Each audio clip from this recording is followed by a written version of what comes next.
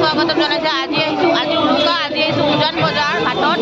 ইমান ভিৰ চাওক চবফালে।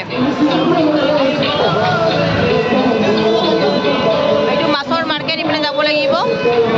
বহুত ভিৰ দেখাই আছে, আপোনালোক গোটেইখিনি চাই থাকিব ভিডিঅ'টো।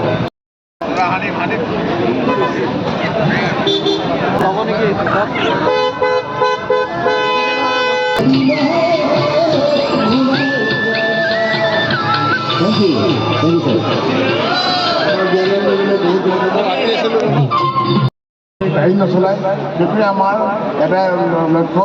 পুৰা নকৰি গাড়ী নচলাব লিখা আছে। কেতিয়াও যান বাহন নচলায়, তাৰ কাৰণে আমি অনুৰোধ জনাইছোঁ। আমাৰ এই মাছৰ বজাৰ, মাছ কিমান মাছ লাগিব?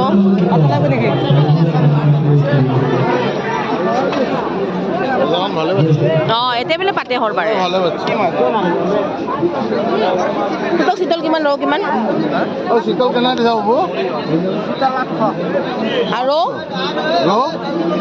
এইটো মঠঘৰীয়া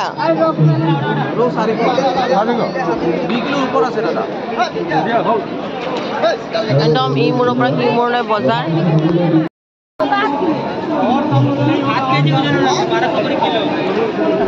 মাছৰ একেবাৰে উপচি নদী হৈ গৈছে। এটা মাছে মাছ কেনেকৈ দিছা হ'ব?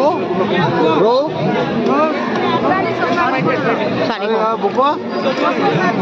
400 একে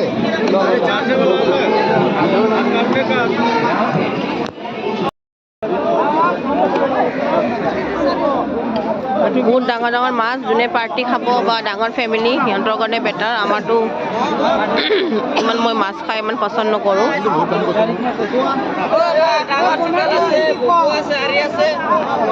আৰি চিতল ভকুৱা মাছৰ লগত মানুহৰ ওজন ইহঁতে কিনিছে।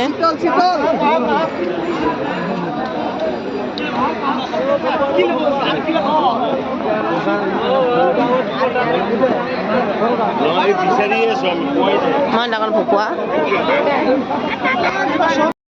বজাৰৰ পৰা ওলাই আহিলোঁ।